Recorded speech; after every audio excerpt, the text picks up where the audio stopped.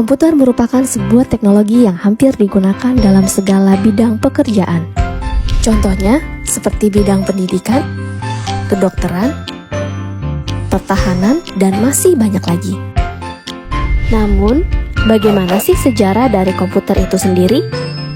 Dalam perkembangannya, komputer sendiri memiliki 5 generasi yang berbeda. Dimulai pada tahun 1940, komputer bernama Z3 berhasil diciptakan oleh seorang ilmuwan Jerman bernama Konrad Zuse. Komputer ini digunakan untuk mendesain aerodinamika pesawat tempur Jerman. Namun sayang, komputer tersebut hancur akibat serangan bom sekutu. Beralih ke pihak sekutu, pada tahun 1943, sebuah komputer bernama Colossus berhasil diciptakan oleh Tommy Flowers. Komputer besar ini dapat meretas strategi perang Jerman hanya dalam hitungan jam. Colossus juga dipercaya telah membawa kemenangan sekutu pada Perang Dunia Kedua oleh sejumlah ilmuwan. Mulai dari sinilah banyak perusahaan yang akhirnya ikut mengembangkan teknologi komputer. Hingga akhirnya memasuki generasi kedua, di mana vacuum tube dalam komputer mulai tergantikan dengan transistor. Komputer pertama yang menggunakan teknologi transistor ini bernama Univac Clark, yang difungsikan untuk simulasi hidrodinamika senjata nuklir. Namun seiring berjalannya waktu, peneliti menemukan kelemahan dari transistor yang dapat merusak komponen dalam komputer.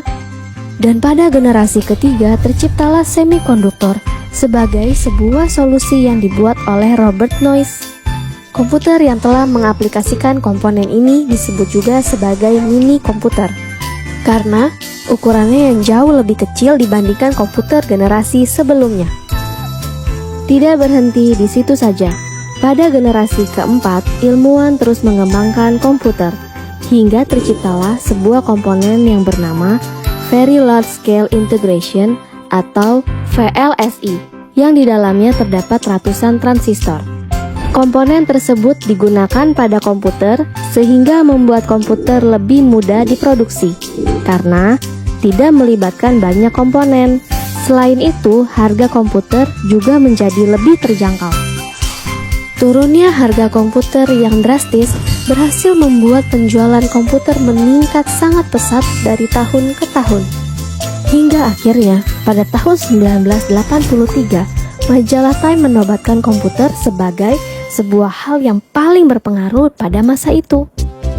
Memasuki generasi kelima, perkembangan komputer masih terus berlanjut. Hebatnya lagi, sekarang para ilmuwan sedang mencoba mengembangkan komputer yang dapat memiliki pikiran layaknya manusia.